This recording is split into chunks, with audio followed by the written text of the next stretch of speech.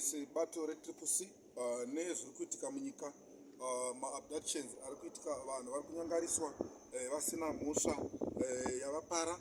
Nhasi makuseni vaNgadziore vari muurongwa hwokuuya kuno kuparliament, vanyangariswa nemurume anga akabata AK47.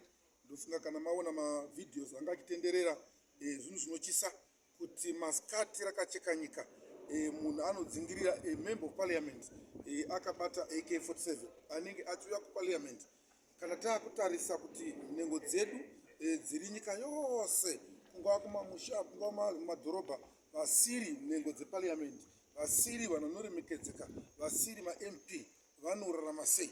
Kunyange maMP ari pano vakugara vari mukutya nechikonzero chokuti havazivi kuti pavakagara, pavari kufamba, ndiani anenge achivatevera, upenyu hwavo hwakambomira sei, upenyu hwavo huchakanaka here? Nokuti kana munhu achidzingirira MP akabata futi masikati machena, chero kunyangwe imwe majournalist upenyu hungangova parumanonzongo, because mogona kungodzingirirwawo nevanhu vakadaro. Saka nyika kana yakadaro haina kugadzikana. Ndoda kuenda mberi ndichiti zvakare, mapurisa vanova vachengetedzi vemutemo vanofanira kuongorora nyaya iyi kuti ndiani ari kuita basa rakadai zviri pachena, kuti chihurumende chiripo hachisi kufara nebato reCCC iro ratinobvuma zvakasimba kuti rakakonda sarudzo musi wa23 August. Saka nyaya dzemaelection asina kufamba zvakanaka dzinofanira kugadzirisiwa. Munyika muno musava nemupoto, munyika muno musava negakava renyaya dzesarudzo. VaNgadziore vazowanikwa here? VaNgadziore tanzwa nevakomana vedu vesecurity kuti vavawana kumazowe vasina kupfeka, vakashama.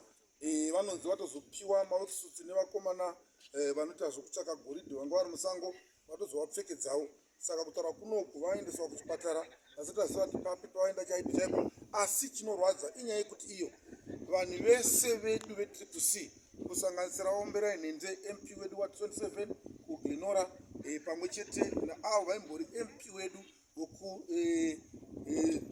Tafara Mabvuku, Honorable Chidakwa, vakaabductiwa zvakare last week.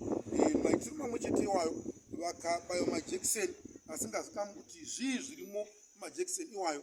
Ndo zvimwe chete zvaitika zvakare kuna MP wedu vaNgadziore.